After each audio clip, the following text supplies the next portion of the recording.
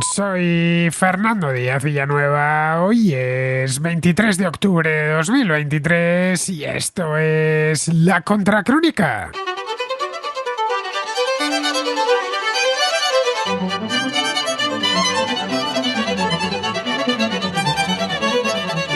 La guerra en Gaza ha provocado que estalle otra guerra en paralelo, esta vez en los medios de comunicación y en las redes sociales. La brutal masacre que perpetró Hamás en el sur de Israel el pasado 7 de octubre desató una ola de empatía por las víctimas en todo el mundo y así lo hicieron ver los medios de comunicación. Las redes sociales se hicieron eco de hasta los más íntimos detalles de la matanza y el gobierno israelí recibió un fuerte espaldarazo internacional para que actuase de inmediato contra la infiltración terrorista. Pero eso solo fue el principio. Nada más conocerse la magnitud de los ataques, Benjamín Netanyahu compareció ante la prensa y anunció que desde ese momento se encontraban en guerra contra la organización terrorista que controla la Franja de Gaza desde el año 2007. En una guerra hay sufrimiento en ambos bandos. Mueren inocentes y eso tiene gran impacto emocional en la audiencia. Ese combustible no ha faltado desde el día 7 y los medios han encontrado, además, un tema en el que la opinión pública se encuentra desde siempre fuertemente polarizada. No hay lugar para medias tintas en este asunto. Muchos han entendido que defender, por ejemplo, el derecho que asiste a los israelíes a defenderse es posicionarse en contra de los palestinos y de la propia existencia de Palestina. Lo mismo sucede en el sentido inverso. En un tema tan complejo como este, un tema plagado de matices y agravios históricos, la polarización se mantiene sobre mantras sencillos y maniqueos que los activistas de los dos bandos airean en medios y sobre todo en redes sociales. Es en estas últimas en donde se está librando la batalla más cruda. Las redes sociales actúan muy a menudo como cámaras de eco que refuerzan nuestros propios sesgos y creencias. Algo así seguramente es muy útil para convencer a la audiencia de estar en el lado correcto de la historia, pero no ayuda precisamente a una comprensión integral del problema y ocasiona que el incendio vaya haciéndose cada vez más grande. A muchos políticos que la gente se enfrente les resulta muy conveniente, ya que pueden aprovechar lo que pasa en Palestina o en Israel para hacer avanzar su propia agenda política. En países como España, donde gobierna una coalición de izquierda, la polarización está siendo aún mayor y a ello no ha sido ajeno el hecho de que algunos miembros del gobierno hayan dejado a un lado el tacto propio del cargo y hayan llegado a pedir que se rompan relaciones diplomáticas con Israel. Esto no ha tardado en bajar a la prensa, especialmente a los medios más cercanos a la Moncloa, donde en aras de defender al gobierno a cualquier coste, están haciendo auténticos malabarismos para enfatizar la respuesta israelí al tiempo que se quita hierro a los actos perpetrados por Hamás. Para los observadores bien entrenados, esto no ha supuesto novedad alguna. Muchos medios en España no son más que terminales al servicio de tal o cual partido político. Su misión es servir de correa transmisora de los argumentarios de los partidos y eso tiene un impacto directo en cómo fluye la información y especialmente en qué tipo de información es prioritaria para los medios. Pues bien, para hablar de este tema, un tema como veis muy interesante, tenemos hoy en la Contracrónica a Rubén Arranz, del diario Voz Populi, un colaborador habitual del programa, cuya especialidad es precisamente esta: estudiar los encuentros y desencuentros entre el periodismo y la política.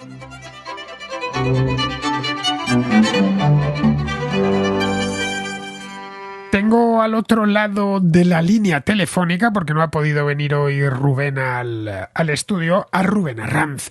A Rubén Arranz le he preparado un tema, nunca mejor dicho, porque esto lo quería hacer la semana pasada a raíz de la explosión que se registró en el hospital Al-Ahli de Gaza.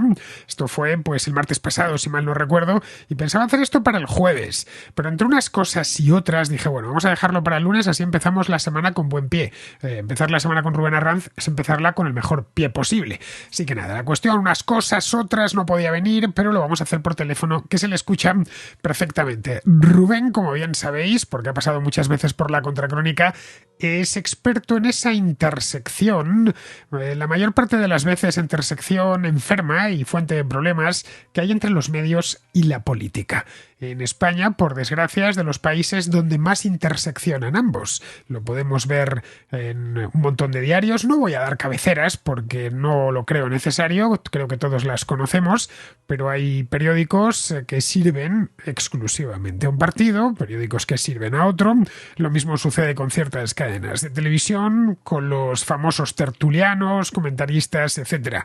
La gente, mucha gente, antes de ponerse a leer o de ponerse a ver la televisión o a escuchar la radio, lo primero que se plantea es ¿y este con quién va? Cuando no debería ser así.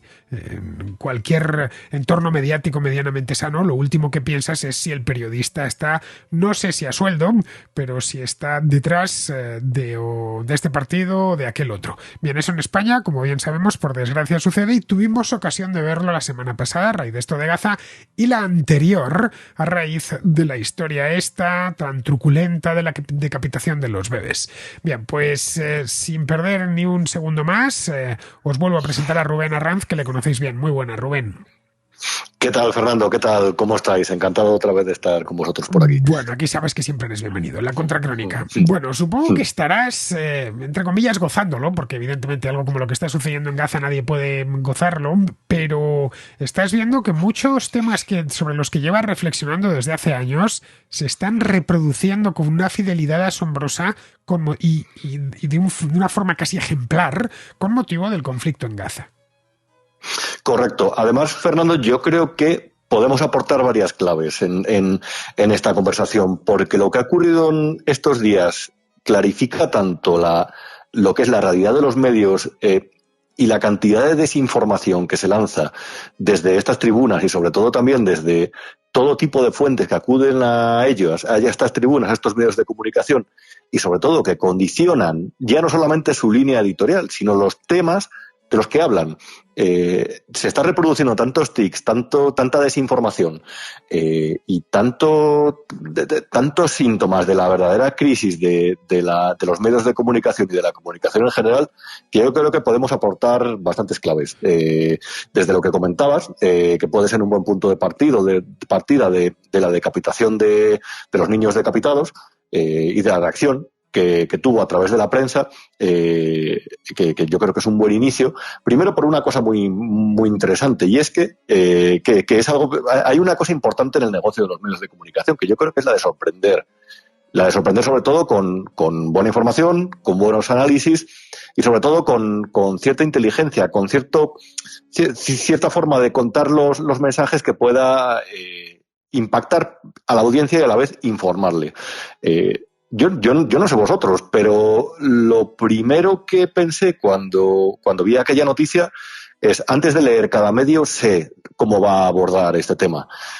Y me llamó mucho la atención cómo los medios progresistas, sobre todo determinados medios progresistas, los Público, Contexto, etcétera, etcétera, etcétera, y por supuesto portavoces como los más cercanos a la izquierda morada, a Podemos, lo primero que hacían prácticamente era como negar la tragedia, porque la fuente de la periodista de la televisión israelí había contactado simplemente, se había informado a través de un alto mando del ejército de Israel que estaba sobre el terreno, y solamente por eso les sirvió simplemente prácticamente para negar la tragedia, para calificarlo como un bulo, cuando realmente no lo era. La tragedia estaba ahí, más allá de los datos, más allá del recuento, más allá de la forma de la muerte. Eso era terrible. Y es que además lo vieron varios periodistas que estaban sobre el terreno. Es decir, aquí esto no es una información que les ha contado alguien, de una tercera persona, es que ellos lo vieron, ellos estaban ahí, es una crónica, son crónicas. La crónica es cuando el periodista lo ve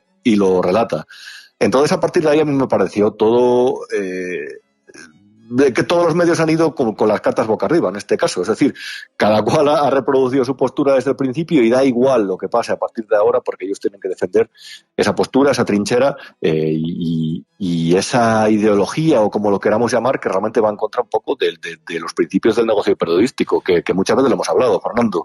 Tú lo ves, tú lo cuentas, tú te informas, tú lo analizas, pero sobre todo en base a la realidad, a partir de la realidad, no de ciertos condicionantes ideológicos que lo que hacen es confundir a la población y sobre todo desinformar. reformarla. Bien, vamos a ir al inicio de todo. El inicio de todo no está tan lejos. Estamos a 23 de octubre, esto empezó el día 7 de octubre, hace apenas 2 semanas.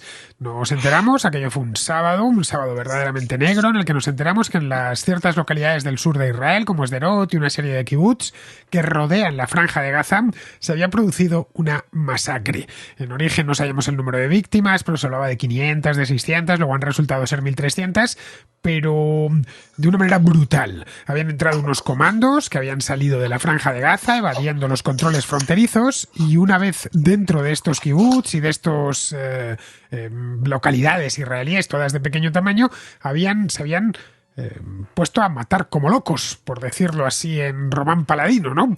Les decapitaron a la gente, la tirotearon, asaltaron un festival de música electrónica matando a todos los que se encontraban allí, a un grupo lo secuestraron y se lo llevaron en unas camionetas para luego negociar con los israelíes, en fin, un brote de furia como no se había visto nunca. Esto eran hechos. Sobre estos hechos, además bien documentados por la prensa local, pudimos ver fotografías, pudimos ver vídeos, pudimos escuchar testimonios, es decir, el material que a cualquier periodista nos gusta, que esté debidamente documentado, de manera gráfica y de manera testimonial. Esto es lo que ha sucedido y así lo contamos. El tema llamó mucho la atención en España, por supuesto, pero no solo. Llamó la atención en América, llamó la atención en toda Europa, en todo el mundo, yo creo. No hay más que echar un vistazo a la prensa india, como ha estado con esta historia desde el día 7. Y a partir de ahí empieza lo que es la guerra. Ese mismo día aparece Benjamín Netanyahu y dice que esto es inaceptable y que declaran la guerra a la organización terrorista Hamas. En ningún momento hablan de declarar la guerra a los palestinos, simplemente a Hamas. No da detalles, evidentemente, cuando declaras la guerra no confiesas a la prensa cuáles van a ser tus planes. Lo único que dijo es que iban a llegar hasta el final. A partir de ahí ya podíamos imaginar, entraba esto en el terreno de los analistas. ¿Por dónde iba a ir Israel? Yo hice un programa a los 2 días tratando de explicarlo, hice con Alberto Garín, tratando de explicar cuáles podrían ser las operaciones que a partir de ese momento trazaría Israel. No teníamos ni idea de cuáles iban a ser. Ahora han pasado ya 2 semanas y más o menos vemos por dónde están circulando. La idea es erradicar a Hamas de la franja de Gaza. Bien, en una operación semejante, que es una guerra en toda regla, va a haber muertos de un lado y muertos del otro. Y los muertos generan una reacción emocional. Es inevitable, sobre todo si estamos hablando de bebés o si cae una bomba en un hospital.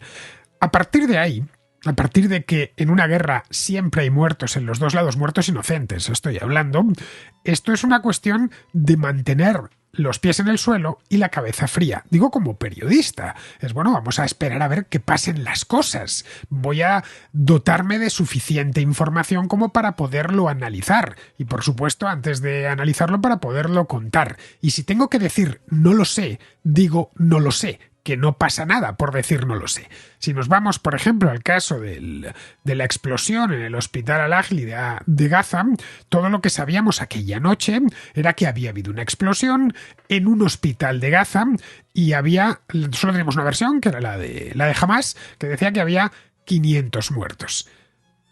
La noticia se tenía que dar, obviamente. Según Hamas, han muerto 500 muertos, una explosión de un misil que ha lanzado, un proyectil que ha lanzado el ejército israelí. Esto es una confesión de una parte de la que debes desconfiar por naturaleza, que es una organización terrorista, pero no aportaban ninguna prueba más. Esto prácticamente todos los medios se lo comieron, como se habían comido la semana anterior infinidad de movimientos, porque tenemos los 2 grandes casos, que es el de los bebés decapitados y el de el hospital. Pero tú has visto hoy mismo, yo abro la prensa, echo un vistazo y lo que me encuentro es un tanque israelí dispara por error y deja 9 soldados egipcios heridos cerca de la frontera de Gaza. Yo ante un titular como este, lo primero que voy a mirar es no ya la fuente, sino los hechos. Bien, aquí, con o sin hechos, los 2 bandos que se han alineado en función de los 2 bandos mediáticos, estoy hablando, porque en una guerra siempre hay 2 bandos. Tratan a cualquier coste y de cualquier medio, y por cualquier medio, de imponer su propia narrativa de los acontecimientos. En España es mucho más grave, porque aquí nos ha sorprendido con un gobierno en formación, con una extrema izquierda que se está diluyendo en las urnas y que tiene que sacar pecho de alguna manera. Y el resultado, pues, son los espectáculos indignos como el que tú nos acabas de contar de los últimos días.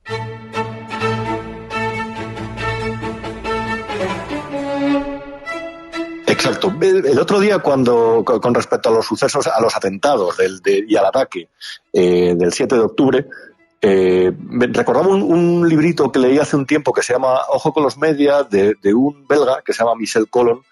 Y es muy curioso porque está publicado en el año 1992, en el contexto de la Primera Guerra del Golfo. Y habla muy bien de cómo el lenguaje de los medios de comunicación ayuda a configurar una idea global de los buenos y los malos en función de por dónde convenga a cada país situar el relato, o a cada parte del país, como bien has dicho, en esta sociedad polarizada como es la española, que tanto por lo irracional se mueve. Entonces es curioso porque hay muchos ejemplos y alguno de ellos se reprodujo el otro día. Por ejemplo, no es lo mismo decir que se han matado civiles que ha habido daños colaterales en cualquier operación, o que un avión ha tirado bombas sobre civiles que un avión ha hecho una salida. O no es lo mismo, es muy curioso, no es lo mismo hablar de guerra que hablar de una operación, de la operación Tormenta del Desierto, por ejemplo. Es decir, en cada bando trata, dentro de su prensa, dentro de esa propaganda más o menos evidente, ganar la batalla del discurso, entre otras cosas, a través de cómo se cuentan las cosas en los medios de comunicación. Aquí me llamó mucho la atención algo y me generó cierto dolor, no tengo problema en decirlo, aunque trate de analizar los hechos objetivamente. Cómo una parte de esa prensa, que en este caso fue la prensa progresista, o una parte de ella, trató de justificar los atentados terroristas contra civiles que hubo el día 7 de octubre como algo, como una reacción o como parte de un largo conflicto, intentando quitar hierro a lo que había ocurrido, que yo creo que era lo que bien decías, Fernando. Había imágenes, estaba bien documentado, se sabe hasta la identidad de las víctimas, se sabe quién murió, dónde, hay múltiples cámaras que lo han grabado. Y llegamos al punto que a mí me parece el punto más interesante de los últimos días, porque yo creo que es casi como una representación, como una opereta de lo que se ha transformado el sector de los medios de comunicación, tanto aquí como en el mundo. Entonces, he preparado una pequeña cronología, intentaré no extenderme porque me parece muy interesante cómo se sucedieron los hechos. Adelante, la cronología es fundamental, tanto en la historia como en el periodismo, que muchas veces los hechos se amontonan y no, hay que colocarlos cronológicamente para entenderlo todo bien. Eso es. Yo al principio pensaba que había sido Al Jazeera la que había dado la noticia en esa rueda de prensa que se organizó en el parking del hospital, con los cadáveres puestos prácticamente en un altar. Eso evidentemente era una representación, y creo que cualquier persona que trate de analizarlo simplemente con un poco de ojo crítico sabía lo que era. Esta noticia saltó a las 7:20 de la tarde, desde cuando llegaron los primeros informes de que había una explosión. 9 minutos después, un medio de Gaza que se llama Times of Gaza, para quien realmente no esté muy al tanto de cómo suele funcionar esta prensa, ese tipo de periódicos que se editan en un idioma que no es, o que tienen títulos atractivos que se editan, por ejemplo, en inglés, sirven realmente para lanzar la propaganda interna al exterior. Eso cualquiera que realmente esté un poco puesto o que tenga cierta capacidad de deducir va a saber que son realmente medios propagandísticos. Un buen ejemplo lo tenemos aquí, Catalonia Today, editado por Hermes Comunicación, que es el grupo de comunicación que edita El Punt Avui. La editora de esta revista sobre el independentismo catalán en inglés es Marcela Topor, la mujer de Carles Puigdemont. Es un ejemplo perfecto interno. Pues aquí tenemos el Times of Gaza. Habla de varios palestinos muertos por un ataque de aviones de combate israelíes. Media hora después, un canal de Telegram que hace referencia a un medio palestino que se llama Pal News Online, habla de 200 o 300 mártires. Atentos, no mártires, no víctimas, no civiles víctimas, mártires. Es decir, ya sabe cada uno realmente lo que está publicando. Citaba como fuente a un portavoz del Ministerio de Salud. A partir de ahí, un rato después de que es verdad que hay algún cable, algún medio en árabe que empieza a recoger esa información, hay un punto en el que Al Jazeera, que es aproximadamente a las 9 de la noche, un poco antes de las 9 de la noche, habla de 500 víctimas. Vamos a seguir tirando de lógica, un poco de observación. 500 víctimas no se cuentan en una hora y media. Y no se organiza una rueda de prensa o una comparecencia como la que se organizó en un lugar en el que ha habido una gran explosión, si realmente el alcance de lo que ocurrió hubiera sido tan grande. Bien, el New York Times, estamos hablando de la cabecera de referencia mundial, la que más suscriptores tiene en su muro de pago y la que realmente, digamos, podemos decir que es un medio de referencia de toda la prensa occidental. Compró el mensaje, pero es que además en la portada, donde compraba el mensaje del ataque israelí a este hospital, ilustraba con una fotografía que no correspondía al lugar de los hechos. Entonces, a partir de ahí empezamos a ver que el síntoma es que algo no va bien. Yo creo, vaya, o sea, no sé si al ilustrar una noticia que compra, digamos, ese mensaje de la prensa palestina y esa fotografía que no corresponde al lugar, hay algo que por lo menos nos tiene que chirriar. Pero es que luego hubo medios, sobre todo medios en árabe, que en un error de traducción de los medios que se habían hecho eco de esta información en otros idiomas, llegaron a hablar de 800 víctimas. Pasan los días, empezaron a surgir informaciones, una por ejemplo en el Guardian, que si no me equivoco apareció el jueves, en el que hablaba de que todo esto se debía a una parte de un misil palestino que había sido interceptado por el escudo antimisiles israelí y que cayó en el parking del hospital, y empezaba a desconfiar de la versión, a restar. No estamos hablando de restar algunas víctimas, estamos hablando de restar algunos cientos de víctimas. Pero es que luego, para ser honestos, para ser, digamos, fieles a la verdad, Reuters, el viernes por la tarde, daba una información con una fuente de la inteligencia americana en la que ya reducía ese número entre 100 y 300 víctimas. Las fuentes de inteligencia en este tipo de conflictos pueden servir para hacerse una idea de lo que ha ocurrido, pero realmente tampoco son las más fiables porque son fuentes muy interesadas. France Press, ya creo que era el sábado por la mañana, si no me equivoco, pero yo creo que era el viernes de madrugada, si no me equivoco, decía que hablaba de algunas decenas de muertes, probablemente entre 10 y 50, y se refería a una fuente de los servicios secretos europeos. Claro, yo me pongo en el lugar del lector, del ciudadano que acude a la prensa y que ve todo este baile de datos y que ve todo esta disensión internacional o las diferentes versiones de los medios con respecto a lo que ha ocurrido. Y desde luego yo lo primero que pensaría es ¿de qué me puedo fiar? Es decir, ¿quién está diciendo la verdad? Y al final hay un hecho que es incontestable. En este tipo de conflictos es muy difícil saber la verdad y acercarse a la verdad. Y sobre todo muchas veces lo que no ven los periodistas, lo que no pueden transformar en crónica porque forma parte de lo que ellos han percibido por los sentidos, es susceptible de manipulación. Ahora bien, aquí tenemos una situación, Fernando, que me parece muy importante. Es que entre la agencia estatal pública francesa y entre las 10 y 50 víctimas que dan en la explosión del hospital hasta las 800 que dieron algunos medios árabes por error, hay una diferencia creo bastante importante. No lo sé, no creo que los medios de comunicación hayan quedado en todo el mundo en una buena posición a este respecto, y sobre todo los que copiaron la propaganda palestina y los mensajes de las agencias de inteligencia. Son fuentes muy interesadas. Yo personalmente no creo que quedasen en una buena posición, si te digo la verdad. Y viéndolo esa misma noche, pude llegar a entender que ante la cantidad de dudas que había y la necesidad de redactar una noticia y de contar lo que estaba pasando, muchos se tirasen a la piscina.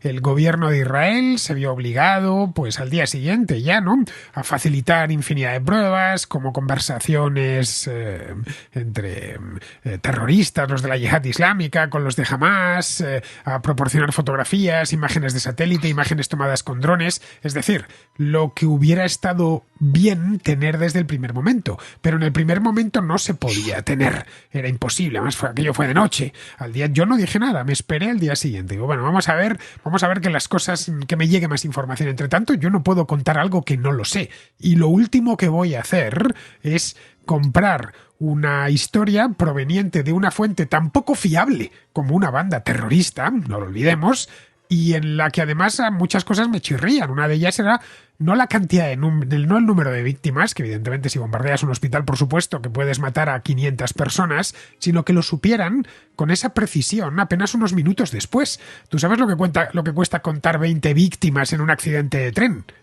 Bueno, pues ponte a contar 500, ¿no? Es que es muy evidente, y además cuando hay una explosión, básicamente por lógica. Yo no soy ningún experto en balística, ni por supuesto en arquitectura, ni ni en el diseño de edificios, pero un edificio donde ha habido una explosión no para de humear hasta varias horas después o días incluso después. Es muy difícil contabilizar las víctimas. Además que el estado en el que quedan después de la explosión de un misil, pues bueno, no sé, no quiero caer en detalles macabros, pero ahí está. Si el gran problema de esto es verdad que la inmediatez muchas veces lleva pues a cometer determinadas imprudencias informativas, pero simplemente se podría titular de la siguiente forma: Palestina reporta decenas de víctimas en un ataque a un hospital. Ya está, ya está. Y a partir de ahí se puede empezar a informar desde un punto de vista, esto lo dicen ellos, no digo yo, masacre, como decían en un programa de una televisión nacional y lo decía una radio nacional por la mañana en España, masacre en un hospital palestino con 500 víctimas. Ya está, es que eso es afirmar, es que prácticamente afirmarlo, es como eliminar la fuente dudosa del titular, es lo que dices. Una banda terrorista, lo mismo, digamos, no tiene la legitimidad como para marcar el discurso informativo. Yo creo, desde luego, y esto es opinión personal, que después de todas las imágenes que se vieron el día 7 de octubre, tanto de los camiones de Hezbollah disparando en el festival, hasta de la pobre chica en el camión, la otra que estaba sangrando por el pantalón, esas imágenes causaron un enorme impacto. Es decir, jamás perdió la batalla del discurso desde el primer día, porque se vio realmente que eso era un atentado terrible terrorista. Escucha, esas imágenes las facilitaron ellos, ¿eh? Que se grabaron, claro, sus además, propias atrocidades. Eso es. Y yo creo que buscaban un impacto. Y este impacto, desde luego, si alguien me pide mi opinión personal, yo creo que evidentemente estaban buscando la ocasión para hacerlo, para agrandarlo, para deformarlo. Y aquí está. Ahora bien, los medios tienen que ser un poco tener perspicacia en este punto, porque ya no estamos hablando de los medios de partido, es que estamos hablando de la BBC. Es que estamos hablando del New York Times, es que estamos hablando de que incluso el Guardian o las agencias francesas, que suelen tener buena información, buen acceso a la información francófona y árabe, es que cayeron en la trampa de Hamas también. Entonces, claro, la pregunta que se plantea es, ahora que hay un debate tan profundo y tan interesante, aunque tan peligroso, sobre la desinformación en la era de Internet, en la que todo se difunde a tanta velocidad, ¿no serán los medios de comunicación que no tienen este tipo de controles ni este tipo de lógicas internas que deberían exigirse al negocio de la prensa, no serán ellos los que más desinformación vierten en Internet? Yo personalmente creo que fue un error provocado por el entusiasmo, por el querer mantenerla informado y estar a la última hora, y lo está llevando la competencia, nosotros no podemos faltar, fíjate, lo está llevando la BBC o lo está llevando el Times. Luego, en esto, como bien sabes, a fin de cuentas nos dedicamos a lo mismo, Rubén. Y los dos, tú trabajas en una redacción, yo he trabajado muchos años en una. El hecho de que tu competencia esté llevando algo que tú no lo lleves ya te produce cierta inquietud. Y el hecho de que ciertas cabeceras muy prestigiosas, léase la BBC, por ejemplo, léase el New York Times, léase la prensa, ciertas cabeceras francesas, si lo están llevando ellos es como un sello de calidad. Si lo está llevando la BBC tiene que ser bueno. Y eso creo que también ejerció mucha presión sobre infinidad de periodistas. Es que esto lo está dando la BBC. Y como lo está dando la BBC significa que es bueno. Y a partir de ahí ya el error, digamos que cobró vida propia. Y dejó, y el resto ya pues sucedió. Es decir, estuvimos con esa historia hasta el día siguiente, hasta que aparecieron ya pruebas. Algunos periódicos bajaron esas noticias que habían subido, trataron de matizar lo que habían contado. Bueno, yéndonos a España, como bien sabes, este tema parece ser que en lugar de estar sucediendo a 3.000 y pico kilómetros, está sucediendo a 200, porque es que se está viviendo la historia de Gaza como si estuviese Gaza pegado a Almería, en una palabra. Todo lo que es la guerra y todo lo que ha sucedido allí en las últimas 2 semanas está siendo utilizado políticamente, especialmente en la parte izquierda del espectro político. Lo hemos visto con los ministros de Podemos, caso de Ione Belarra, por ejemplo, incluso Irene Montero también, que está ya de salida, que han tratado de hacer ver a Pedro Sánchez que ellos tienen un papel en el gobierno, que le pueden exigir cosas y que van a llevar esto hasta el final. Que para ellos el tema palestino, la causa palestina, es una cuestión casi existencial y que se han de con ojo, han llegado a exigirle que Bueno, que rompa relaciones diplomáticas con Israel, una locura como esta, vamos. Si España mañana rompiese relaciones diplomáticas con Israel, volveríamos al franquismo, nunca mejor dicho. La España de Franco nunca tuvo relaciones diplomáticas con Israel. No había embajada española en Tel Aviv y embajada israelí en Madrid. No se establecieron hasta el año 1986. Fue un notición, además. Por fin España es una democracia, por fin tiene relaciones con Israel. Pues se ha llegado a pedir.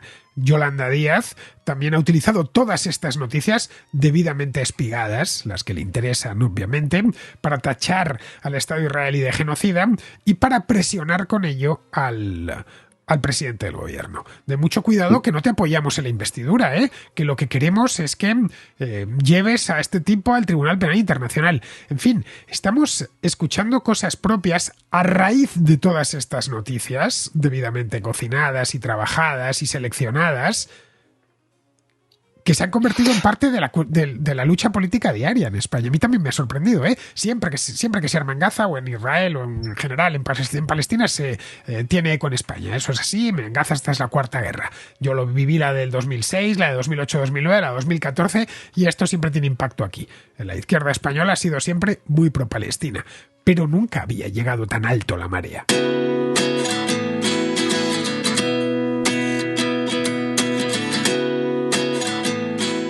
Os he hablado en varias ocasiones de la tarjeta Mi BP y sé que muchos contraescuchas se han hecho con una. Gracias a ella han podido ahorrar mucho dinero porque con la tarjeta Mi BP las ofertas abundan. Pero esto no se ha quedado aquí. Más dinero os podréis ahorrar de aquí en adelante porque ahora la tarjeta Mi BP es mucho mejor. Y todos los contraescuchas vamos a BPear al máximo este otoño. BPear es sinónimo de hacer las cosas sencillas, rápidas, de ahorrar más, de obtener más ventajas, de sacar lo mejor del programa Mi BP en todo momento. ¿Que te vas a pasar el fin de algún lugar escondido? Pues BPeas. ¿Quieres viajar en todos los puentes que tenemos por delante? No se me ocurrió mejor ocasión para BPear. Este mes tienes que utilizar mucho el coche. Aprovecha y BPea sin miedo. Nunca es un mal momento para BPear. Abres tu aplicación Mi BP en tu móvil y al repostar BPeas y consigues grandes ventajas, como ahorrar, por ejemplo, hasta 20 céntimos por litro, repostando carburante BP Ultimate con tecnología Active. Lo mejor para tu motor y para tu bolsillo. Si no tienes aún la aplicación, descárgatela gratis buscando Mi BP en tu tienda de aplicaciones y descubre toda la información en mibp.es.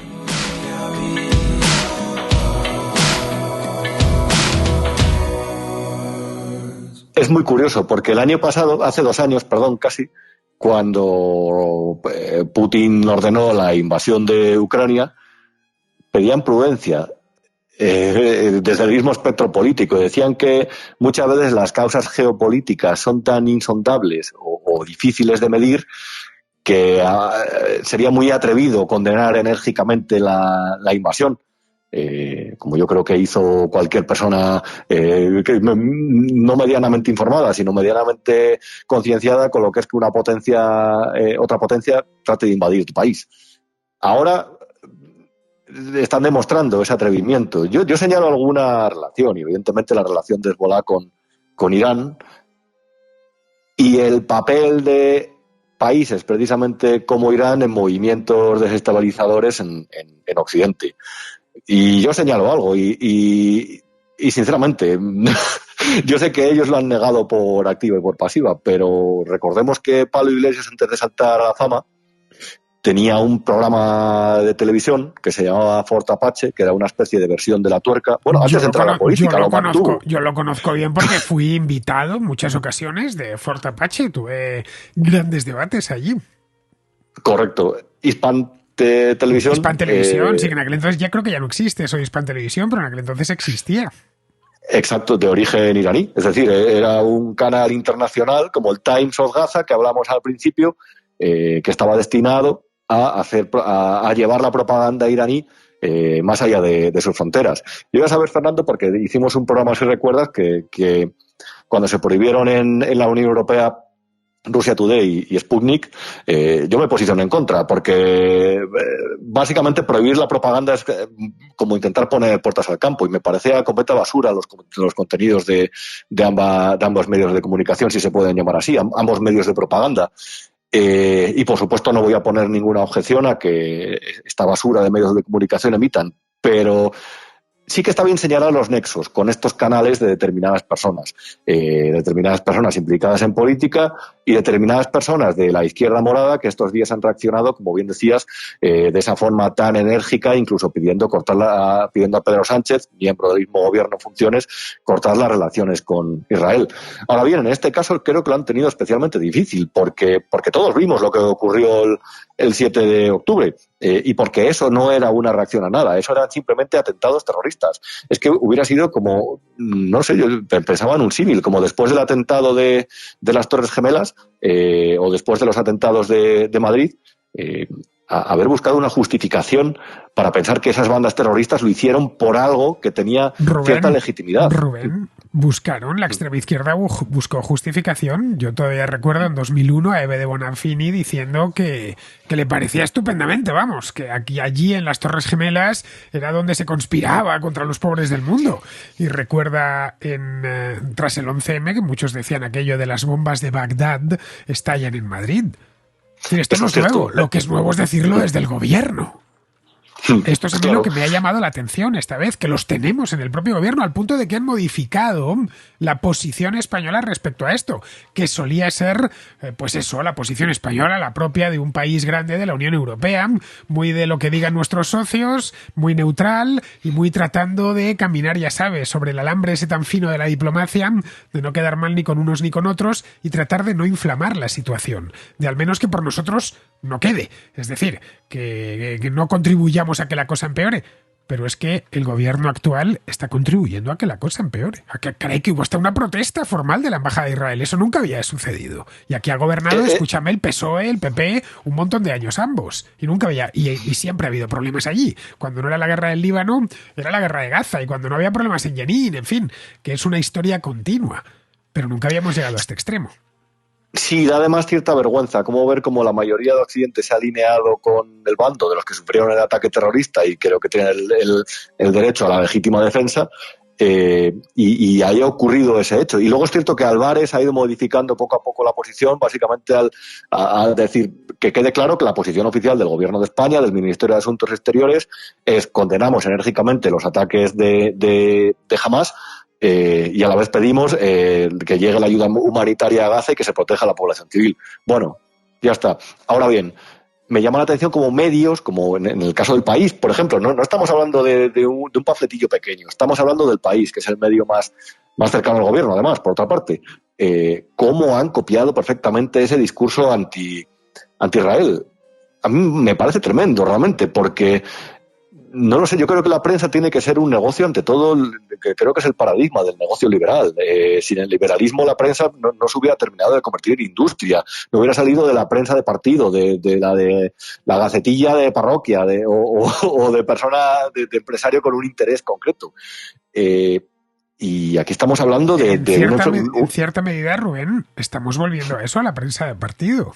Esas claro. Cabeceras históricas como el Socialista, ¿no? Que era el órgano de expresión del Partido Socialista. Cada partido tenía una. Estoy hablando pues de los años 20, los años 30. Y eso se abandonó. Desde luego, del último medio siglo de historia de la prensa en España, siempre ha habido prensa de partido, digamos, han tenido su medio de expresión, Mundo Obrero, qué sé yo, aquel periódico, no sé si se seguirá publicando, entiendo que sí, en Internet, que era para los afiliados al PC, pero, en fin, nadie sigue prensa de partido. La gente elige su periódico, le gusta la línea editorial, pero también le gusta que le den una información, o gustaba al menos, una información lo más variada posible, y contrastada, y contextualizada. Sí, desde luego no llama mucho al optimismo la situación, pero al final yo creo que cualquier periódico que se precie de defender un régimen de libertades, desde luego debería posicionarse del lado. Evidentemente ningún apoyo tiene que ser infinito. Se tiene que tener una posición crítica, pero a la hora de escribir una editorial, hombre, de una de las democracias más avanzadas del mundo, frente a un país donde la influencia del islamismo radical creo que es evidente y creo que es innegable. Pero sí, se está viendo ese fenómeno y es curioso porque muchas veces leía cosas estos días que era como la situación de Palestina, la radicalización de Hamás, prácticamente la explicaban exclusivamente en las acciones del vecino, de Israel en este caso contra el país. Es como aquello de la culpa de lo que ocurre en Cuba es del bloqueo, no es del sistema político cubano, no es del castrismo, es del bloqueo de Estados Unidos. Se estaba culpando realmente de la situación a la reacción más que a la acción. Entonces, no lo sé, me parece muy poco inteligente. Entiendo que se dirigen a un tipo de lectores, de oyentes o de televidentes concreto para tratar de concitar su atención y de recibir su apoyo, pero desde luego me parece como poco inteligente la postura. Y ya si nos ponemos a desconfiar, me parece bastante engañosa o mentirosa. Y reitero, es que esa misma prensa fue la que a partir de 2016 avivó el debate sobre el problema de la desinformación en el mundo occidental. Las potencias extranjeras que la utilizaban para desestabilizar las democracias consolidadas y sobre todo cómo los medios se habían visto debilitados por el torrente de información de las redes sociales. Yo opino así, desde luego, y la prensa, cuando en estos casos se posiciona de esa forma, creo que realmente está haciendo todo lo posible, o sea, está cavando su tumba, está deslegitimizándose ella misma. No hay ninguna red social, ninguna potencia extranjera que esté contribuyendo a ello.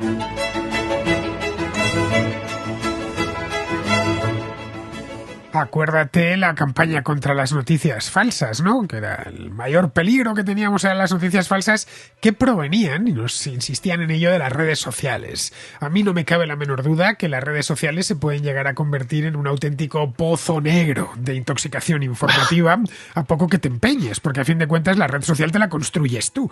Redes sociales como X o incluso Facebook, tú sigues a la gente que quieres, ¿no? Y esa gente te va a facilitar un tipo de información muy concreta. Puedes construirte una cámara de eco perfecta. Y en aquel entonces, 2015, 2016, hay que tener mucho cuidado con esto. Bien, pero si los medios de la máxima calidad tampoco están vigilando esto y lo único que tratan es de llenar espacio informativo, de competir o de reducir una historia tan compleja como la que sucede en Israel desde hace 75 años a una historia maniquea, de buenos y malos, sencilla, completamente libre de todas las complejidades y aristas que tiene, sin tratar de contextualizarla bien, sin tratar de explicar todo lo que se libra allí, basándose o centrándose en la anécdota, en lo que pasó anoche y no dando una visión de conjunto. Yo a lo largo de mi carrera periodística he visto ya varias guerras. Bien, si vas la guerra al día, no te explica nada, te explica ese día. Un ejército le puede ir muy mal un día y pensar ese general es un inútil. No, le ha ido mal hoy y mañana quizá. Pero si vemos la campaña en su conjunto, la verdad es que le ha salido de redonda. El ejército israelí, por supuesto que se puede equivocar. Y los otros pueden haber tenido algún acierto. Pero eso no significa que tengas una visión de conjunto porque te fijes solo en un acierto o en un error. En este caso, la historia del hospital yo creo que es bastante clara. Es decir, eso podría haber sido un error israelí, no lo olvidemos, pero no definiría en sí la razón por la cual Israel está luchando contra Hamás. Habría sido un error. En este caso, pues Israel habría tenido que dar explicaciones, qué es lo que ha pasado, informar y, por supuesto, solicitar 1000 perdones. No es el caso, pero podría haber sucedido. En fin, un error no te dice nada acerca de un proceso tan complejo como es un enfrentamiento, como lo de la guerra Ucrania y Rusia, ¿no? Llevan año y medio, más de año y medio ya enzarzados, y un día no te sirve de nada, o una historia no te sirve de nada. Necesitas verlo en su conjunto. Y eso es lo que yo creo que están fallando muchos periodistas, centrándose en la tontería del día, quizá empujados por esa inmediatez que exigen las redes sociales. Cada vez me doy más cuenta que hay mucho periodista. Y me fastidia decirlo, pero es verdad, trabajando para Twitter y no para sus lectores en el periódico. No tengo ninguna duda de ello, además, y yo creo que hay cierto divismo en esa actitud, es decir, que básicamente buscan no dar la información objetiva y concreta en cada momento, sino simplemente buscan el sesgo de confirmación en las personas que los leen y que los escriben. A mí hay un par de cosas, Fernando, que me gustaría decir a este respecto, como reflexión de esa labor de desinformación o esa labor de escasas precauciones de los medios de comunicación, de los ligas y media. El otro día leí una información que decía que Bruselas había pedido a Elon Musk, el dueño de Twitter, el conocido empresario y magnate, determinada información sobre la propagación de contenido violento y de desinformación en Twitter durante los últimos días, a raíz del conflicto de Oriente Medio. Y a mí me llamaba mucho la atención porque a mí había una cosa que reconozco que se me había pasado por alto, que es la Ley Europea de Servicios Digitales, es decir, la que pretende acotar o poner una serie de normas a la actividad de Google o Meta en la Unión Europea. Yo no sabía que se tenía un apéndice que era el de la desinformación, la lucha contra la desinformación. Y la verdad es que lo leí en el texto de la directiva y me pareció tétrico, porque básicamente lo que este tipo de cosas, este tipo de mensajes en los que se promete una lucha contra la desinformación y a favor de la verdad, con lo difícil que es acotar el término de verdad, muchas veces lo que tengo la sensación, y no estoy siendo conspiranoico ni especialmente desconfiado en esto, es que lo que sirven es realmente para alicatar el discurso oficial en momentos de dificultad o momentos de conflicto, momentos en los que realmente interesa. Y cuando la situación de las democracias se tuerce o degenera, que es algo que realmente muchas veces se produce a una velocidad mucho mayor de la que pensamos a priori, ese tipo de normativas se pueden volver en contra de los que realmente de los propios medios de comunicación.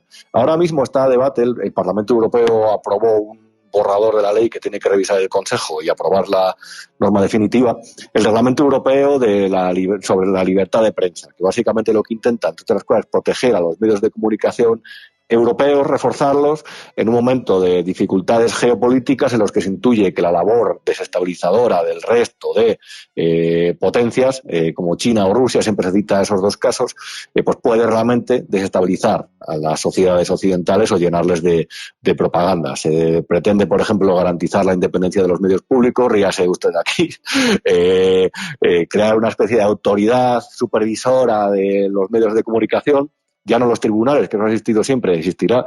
Y sobre todo, hay un punto que a mí me parece terrible, que es en casos en los que esa autoridad o que los estados, que un juez piense que un periodista trabaja con información que puede comprometer la seguridad nacional o puede llevar a la comisión de un delito muy grave, poder instalar software espía en su teléfono.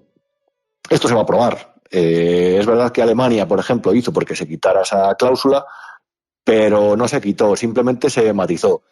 Y yo reitero, este tipo de normas que pretenden, yo creo, hacer que hagan empaque el discurso oficial, que es al final el que recogen los ligas y media, pueden llegar a ser peligrosas. Básicamente el periodismo se ha autorregulado siempre, los medios de comunicación, y no es un sector perfecto. Yo diría que es desde el punto de vista de la competencia es imperfecto, porque está ultraprotegido por la publicidad institucional, por todos los agentes que tratan de influir en el sector de los medios de comunicación, en los medios de comunicación en particular, y evidentemente las malas prácticas son evidentes. Las hemos descrito en la primera parte del programa.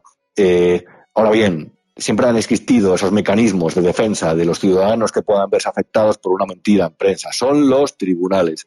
A partir de ahí, estas nuevas normativas creo que lo que hacen a la larga es imponer censura. Y en estos ejemplos, como el del Hospital de Gaza, se ve que realmente la lucha contra la desinformación, a lo mejor si nos ponemos en ello, no se puede desde luego dejar al margen a los medios, porque son los primeros que desde un punto de vista bastante acrítico y muy interesado en ocasiones son los primeros que propagan esa desinformación, y muchas veces de una forma mucho más escandalosa y mucho más efectiva en la labor de contaminar o de intoxicar que los que decíamos, los hackers que actúan desde Georgia en favor de contratados por el Kremlin.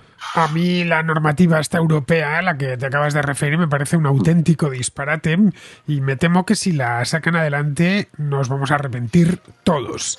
Es decir, la verdad no se dicta desde arriba, la verdad se impone por sí misma. Siempre he sido y mediante pura autorregulación, simplemente. La mala noticia, la mala información es como la falsa moneda, ¿no? Circula a mucha velocidad, pero ninguno se la queda, como decía la copla, ¿no?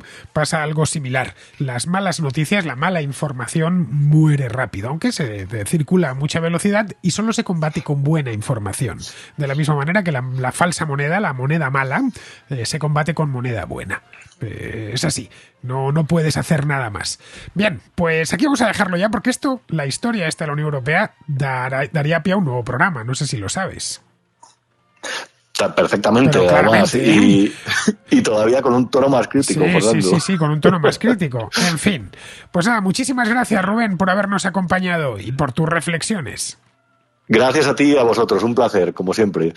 Bien, nosotros nos vamos con Pizarro, que nos va a hablar de esa relación que hay entre Hamás y Qatar.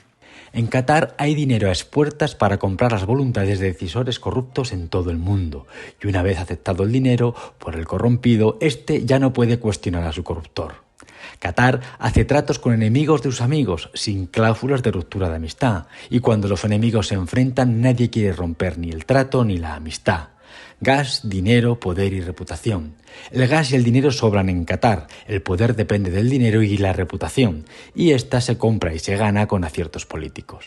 El jeque solo cuenta con la reputación que pueda comprar para apuntalar su poder, y esta pudiera no ser suficiente. Esa es su espada de Damocles, así que allá él con sus equilibrios maquiavélicos. Un cordial saludo de Pizarro. Y hasta aquí, queridos amigos, llega la contra de hoy, 23 de octubre, mañana 24, martes, y estaré de vuelta. Hasta mañana.